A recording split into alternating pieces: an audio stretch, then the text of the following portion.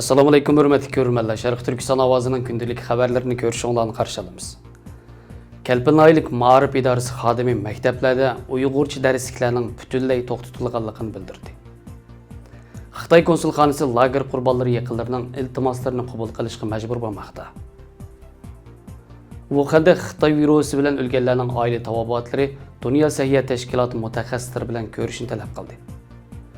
Tibetliklar Shamga namoyish o'tkazib, erkinlik kurashlardan voz kechmaydiganliklarini bildirdi.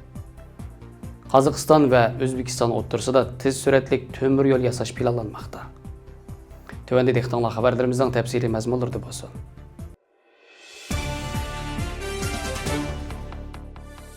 Erkin Osiyo radiosi 26 yanvar xabarida Amerikaning sobiq tashqi ishlar ministri Mike Pompeo'ning Uyg'ur qirg'inchiligi haqidagi bayonotiga inkas qaytargan Xitoy doiralari Uyg'urlarning haq-huquqlarining to'liq qo'llaniladiganligi haqidagi tashviqotlar orasida Sharq Turkistonda milliy til, yoziq va milliy ma'rifning qo'llaniladiganligini ilgari surgan.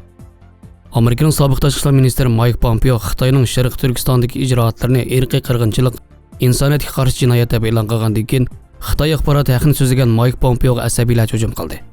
Mike Pompeo'ni ayblashda salbiy sifatlarni oymay ishlatgan Xitoy Kompartiyasi o'ttir qo'ygan haqiqatni inkor qilishda qiynaldi. Xitoy axboroti bu temada ilgarikiga o'xshashlar Sharq Turkiston vaziyatining gulgulistonlik ekanligi, Uyg'urlarning baxt saodatga cho'milib yashayotganligini qaytadan bozorga soldi. Xitoyning Uyg'ur rayonlik televiziya kanali Uyg'urlarning milliy ma'rifining qo'llaniladiganligini taraddussiz tilga oldi. 25 yanvar tarqalgan ovoz xotirasi shaklidagi bir inkasda ma'lum bo'lishicha, navbatda Xitoy o'lkalarida yashayotgan kalpinlik bir Uyg'ur Xitoy axborotining yuqorqi xabarini anglagandan keyin yurt kalpinga telefon qilib, qo'shnisining o'qishsiz qolgan 2 bolasini maktabga o'rlashtirish haqida aloqador xodimdan ma'lumot so'ragan. U o'zini tanishtirgandan keyin qo'shnisining tarbiyalashga akitilganligi, uning 5 va 7 yoshli 2 bolasining o'qishsiz qolganligi, kimga topshirish kerakligini so'ragan. O'zining Kelpin oylik Ma'rif idorasining xodimi ekanligini tilga olgan mazkur xodim bu 2 bolani Ma'rif idorasiga akilib berishini aytgan. Ahvolni inkos qiluvchi mazkur xodimdan bu bolalarning qaysi tilda tarbiya oladiganligini so'raganda, Ma'rif xodimi Kelpinda butun o'quvchilarning Xitoy davlat tilida tarbiya oladiganligini aytgan. İnkos qiluvchi bolalarning Uyg'urcha o'qish imkoni bor yo'qligini so'raganda, mazkur xodim Kelpinda Ma'rifda davlat tilining umumlashib bo'lganligini, maktabda Uyg'urcha dars o'tish emas, o'qituvchi va xizmatchilar o'zaro Uyg'urcha so'zlashga ruxsat yo'qligini oshkorlagan. Atalmish Xinjiang televiziya stansiyasining Amerikani ayblagan yana bir xabarida Uyg'urlarning milliy til yoziqini ishiltish huquqining qo'llaniladiganligi takrorlangan.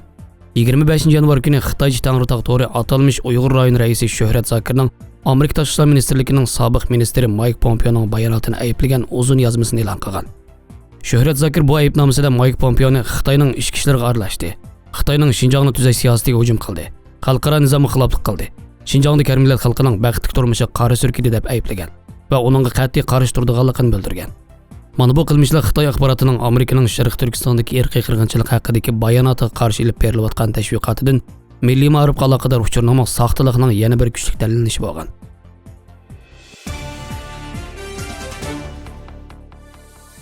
Xitoy lagerlari va turmalardagi oila yaqinlarining erkinlik uchun Istanbuldagi Xitoy konsulxonasining oldi turish faoliyati berayotgan lager qurbonlarining yaqinlari 1-17 kuni Istanbul valiyligining talabi bo'yicha faoliyatini vaqtli to'xtatgan. 13 yanvar e'lon qilgan bayonotda aytilishicha, Istanbul valiyligi faoliyatchilar bilan Xitoy konsulxonasi o'rtasida vositachilik qilgan bo'lib, Xitoy konsulxonasi faoliyatchilarning iltimoslarini topshirib olishga ma'qul bo'lgan.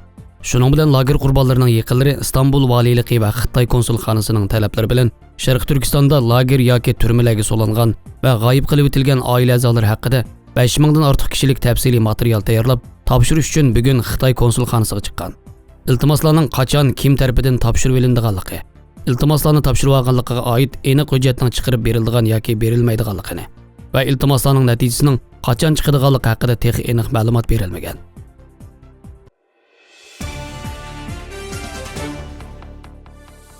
Wuhanda Xitoy virusi bilan o'lganlarning oila tavobatlari Dunyo sahiyat tashkilotining Xitoy virus manbasini tekshirish uchun borgan mutaxassislar guruhi bilan ko'rishishni, mutaxassislar guruhining oldi bilan Xitoy hukumati tomonidan bostirilib kelgan birinchi saptiki bemorlar va o'lguchilarning oila tavobatlari bilan so'zlashish kerakligini talab qilgan.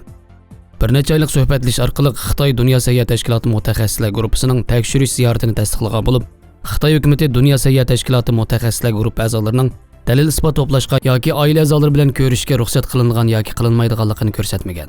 Faqat mutaxassislar guruhining Xitoy olimlari bilan fikr almashtira oladiganligini bildirgan. Amerika Birlashma Agentligining xabar qilishicha, Zhang Hai ismli bir Xitoyning dadisi o'tgan yili 1 fevral kuni Xitoy virusi bilan o'lgan bo'lib, izchil Xitoy virusiga giribtor bo'lgan. va o'lgan Xitoy bemorlarining tuqqanlarini amaldorlarning mas'uliyatini so'rish qilishga tashkillagan. Shundaqla Dunyo səhiyyə təşkilatı mutaxassislarining yolg'onchilik tarqatadigan qurolga aylanib qolmasligini umid qilganligini, o'zining to'xtamay haqiqatni izlayotganligini, buning aslida bir jinoyat ekanligini, Dunyo səhiyyə təşkilatıning Xitoyga kelib bu jinoyatlarni yushirishni xohlamaydiganligini bildirgan. Nurg'un kishilar hukumatning yuqumning beshida yuqumni suslashtirishidan va yushirishidan g'azablanib, Wuhan hukumat ustidan arz sunmoqchi bo'lgan, lekin rad qilingan. Janxay va boshqa bemorlarning tuqqanlari bilan olib berilgan suhbatlarga qaraganda, ular hukumatning oshkor so'zilmasligi uchun g'oyat zo'r besimga duch kelgan. Eginlikcha Xitoy hukumati Janxay va boshqalarni ko'p qatim so'roq qilgan va chet el taratqullarining ziyoratini qabul qilganlarning tuqqanlarini ishdan bo'shatib etilganlik to'g'risida tahdid solgan. Dunyo səhiyyə təşkilatı mutaxassislar guruhi Wuhan kelishi bilan Xitoy hukumati yerliklarning ijtimoiy suhbat suhbatlarini to'xtatgan. Amerika Birlashma Agentligiga erishgan Dunyo səhiyyə təşkilatıning ishki yig'in xotirasida ko'rsatilishicha, garchi Dunyo səhiyyə təşkilatı Xitoyni ommaviy so'rinda maqtagan bo'lsa-mu, amaldorlarning ostirdan yetarli kuchga erishmaganligidan shikoyat qilgan. 14 yanvar Dunyo səhiyyə təşkilatı mutaxassislar guruhi Xitoy virusining kelish manbasini tekshirish uchun Wuhanga yetib borgan bo'lib, 14 kunlik karantindan keyin bu hafta oxirida tekshirish xizmatini boshlaydi ekan. Xitoy hukumati tunji virus payqalgan kundan boshlab 1 yildan ortiq vaqt ichida virusning manbasi haqidagi tadqiqotni qattiq kontrol qilib kelgan. Hamda o'zini oqlash uchun Xitoy virusining manbasini Xitoydan boshqa yerdan kelgan degan safsatalarni o'tirib qo'ygan.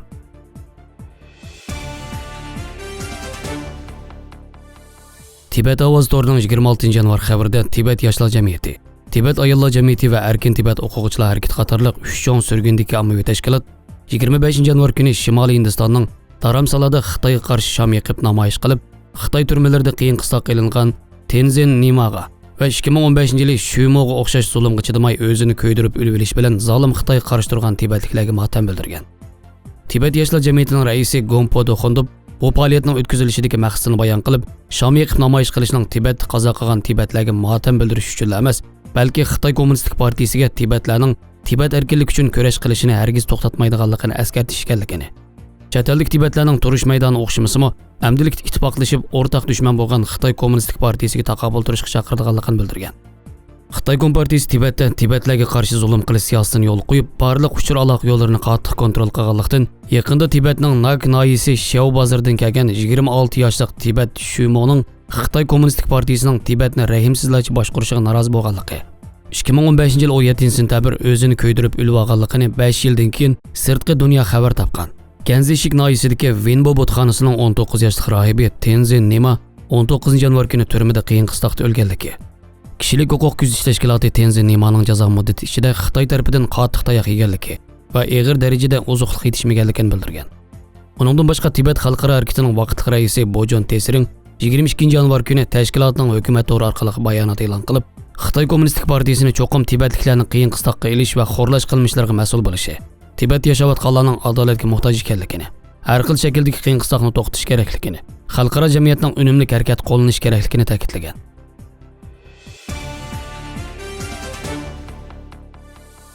Qozog'iston bosh ministri Asqar Mamin prezident Qosim Jo'mart To'qayev riyosatchilik qilgan kabinет yig'inida davlat planlagan yuqori sur'atli temir yo'l turini e'lon qilib, Qozog'istonda sayohat o'l aslalarini kuchaytirish uchun muhim qadamlarning tashlanganligini, Turkiston shahri bilan O'zbekistonning poytaxti Toshkent o'rtasida yuqori sur'atli temir yo'l liniyasining yasalganligini bildirib, Qozog'istonda sayohat sohasining umumiy qiymati 1 trillion 100 million tanga, ya'ni 2 milliard 600 million dollarlik selinma loyihalarining amalga oshirilishiga aloqador xizmatlarning boshlanganligini ta'kidlagan.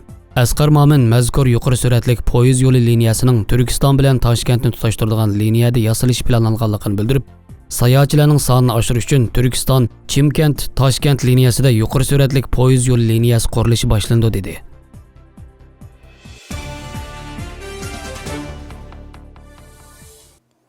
Xabarlarimizni ko'rganingizga rahmat. Ko'rishguncha omon bo'linglar. Xayr xo'sh, Allohga omonat.